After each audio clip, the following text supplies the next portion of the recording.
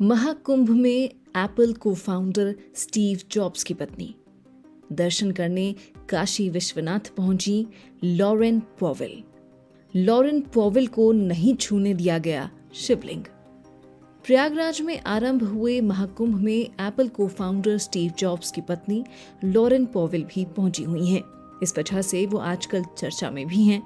हालांकि अब उनके सुर्खियों में आने का कारण काशी विश्वनाथ का शिवलिंग है, क्योंकि काशी विश्वनाथ में उन्हें शिवलिंग को छूने की अनुमति नहीं दी गई। इसके पीछे की वजह क्या है? इस वजह को स्वामी कैलाशानंद गिरी महाराज ने साफ कर दिया है। स्वामी कैलाशानंद गिरी महाराज ने बताया कि स्टीव जॉब्स की पत्नी ने हमारे साथ ही काशी विश्वनाथ में महादेव के दर्शन किए। उन्होंने मंदिर की परंपराओं का पालन किया। नियम के अनुरूप ही उन्हें शिवलिंग को छूने की अनुमति नहीं दी गई, क्योंकि भारतीय परंपरा के अनुसार गैर हिंदू धर्म के लोगों को शिवलिंग छूने की अनुमति नहीं होती है। इसलिए उनको बाहर से ही दर्शन करवाया गया। मैं एक आचार्य हूँ और परंपराओं का पालन करना मेरा काम है। वो मेरी बेटी है और हमारी परंपरा को समझ रही हैं। निरंजनी अखाड़े के महाराज ने आगे बताया कि लॉरेन ने महाकुंभ के बिना किसी बाधा या कठिनाई के सफलतापूर्वक संपन्न होने के लिए प्रार्थना की।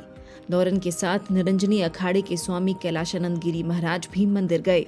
गुलाबी सूट और सिर पर सफेद दुपट्टा पहने लॉरेन ने काशी विश्वनाथ मंदिर के गर्भगृह के बाहर से ही पूजा अर्चना की।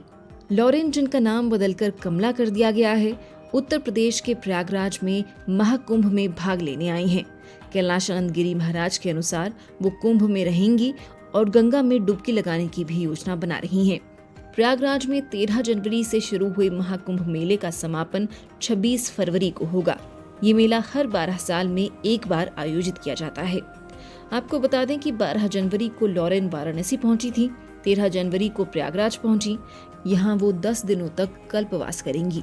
स्वामी कैलाशानंद जी महाराज के शिविर में रहेंगी, सनातन संस्कृति को समझेंगी। महाकुंभ में वो श्री निरंजनी अखाड़े के आचार्य महामंडलेश्वर स्वामी कैलाशानंद गिरी के शिविर में 10 दिन तक कमला बनकर रहेंगी। सनातन से प्रभावित लॉरेन शिविर में योग, ध्यान और आध्यात्मिक चर्चा में हिस्सा लेंगी। लॉरेन का महाकुंभ में शामिल होना भारतीय संस्कृति और सनातन धर्म में उनकी रुचि को दर्शाता है। स्टीव जॉब्स भी एप्पल की स्थापना से पहले 1970 के दशक में अपने मित्र रॉबर्ट फ्रिडलैंड की सलाह पर भारत आए थे।